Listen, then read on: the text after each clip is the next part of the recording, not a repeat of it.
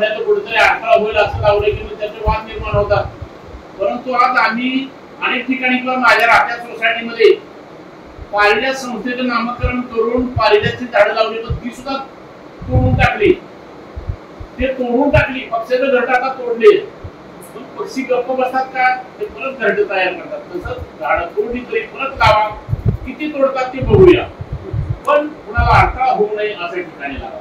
पण काही ठिकाणी योग्य ठिकाणी झाडं लावलेली सुद्धा असताना पावसाळ्याच्या अगोदर धोकादायक फांदी छाटण्याची परवानगी महानगरपालिकेकडून घेतात, परंतु त्याचा गैरवापर करून अर्ध्यातून झाडं तोडतात. अक्षरशः आमच्या 5 जून पर्यावरण दिनानिमित्त आम्ही निसर्गप्रेमी फाउंडेशन मध्ये झाडं लावायला निघालो, परंतु आमच्या सोसायटीमध्ये सर्व पक्ष्यांची गर्दी, अर्ध्यातून झाडं तोडणं किंवा काही दिवसापूर्वी त्या झाडांची मुळं तोडल्यामुळे आजची मृत अवस्थेत आहे.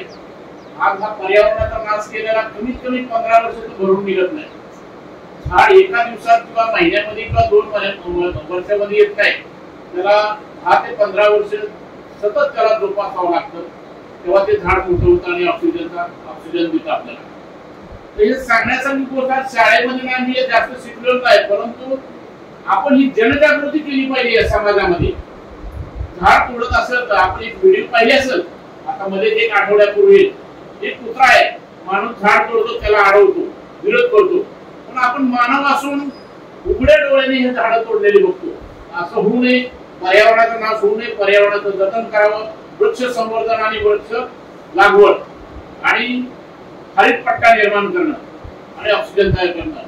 आज या स्वामी विवेकानंद आज चांगला स्तुत्य उपक्रम सादर केला पर्यावरण दिनाचा औचित्य साधून. पर्यावरण दिन मध्ये 1 दिवसाचाच नाहीये, 5 जून किंवा 7 जून असा 1 दिवसाचा नाही, वर्षातले 365 दिवस आपण हे पर्यावरणाचं काम करू शकतो.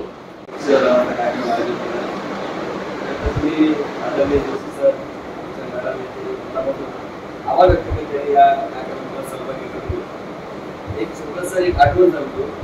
आम्ही समिती सदस्य असताना नैनीताल नॅशनल दौरा हरिद्वार या ठिकाणी आमचा एक दौरा गेला होता. त्या दौऱ्यामध्ये आम्ही रिटर्न येताना दिल्लीहून तत्कालीन केंद्रीय मंत्री शरद पवार साहेबांना या ठिकाणी भेटायचं ठरवलं. आम्ही त्यांच्या बंगल्यापर्यंत पोहोचलो आणि एकदा नवी होते त्यावेळी नाईक साहेब सत्ता होते, तर मी लहान दिसलो होतो. मला जवळ घेतला, कुठे नवी समजलं त्याला, हा ते काय ते नवी सिमेंटचं जंगल, तर त्यात तुमची सत्ता आहे आणि आमची सत्ता तुम्ही बोलणार येते. आम्ही नियोजन करतो, एखादी सीसी घेताना 8 झाडं लावा, तो कोणी प्राधिकारी ऐकत नाही, उंची घेतायत, झाडं लावतायत, एकदम भस्मात रूप झालेलं आहे. केंद्रीय मंत्रिमंडळात या ठिकाणी लक्ष. आम्ही या ठिकाणी आता गेल्या आठवड्यात आमच्या हरिणीच्या मध्ये 350 झाडं त्या ठिकाणी लावतो. आणि आमच्या एक पेड आम्ही कसं एक नारा दिलेला आहे, एक पेड जग पुत्र समान.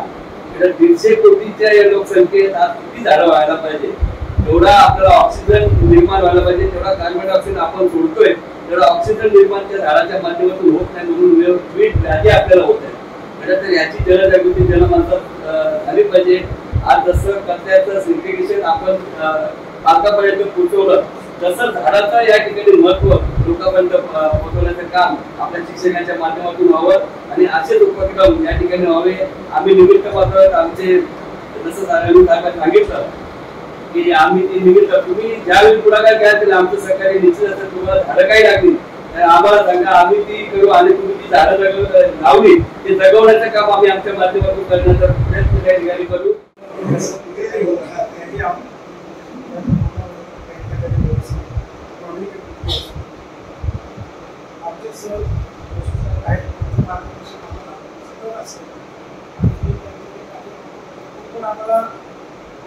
एक मार्गदर्शन मिळतं की कसं थोडं करताय, त्याच्यातून आम्हाला खूप काही शिकायला मिळतं. आम्हाला तर रोज शिकवतात असं. आमच्या इथे आमचा जो प्रकल्प आहे तो आहे डिफरंट ट्रीटमेंट प्लांट, जे इंडस्ट्रियल ट्रीटमध्ये म्हणजे निसर्गातच पण त्याच्यासाठी काय आपल्याला नियम आहेत, त्या नियमातच सोडलं पाहिजे. ते नियम आपण पाळतो.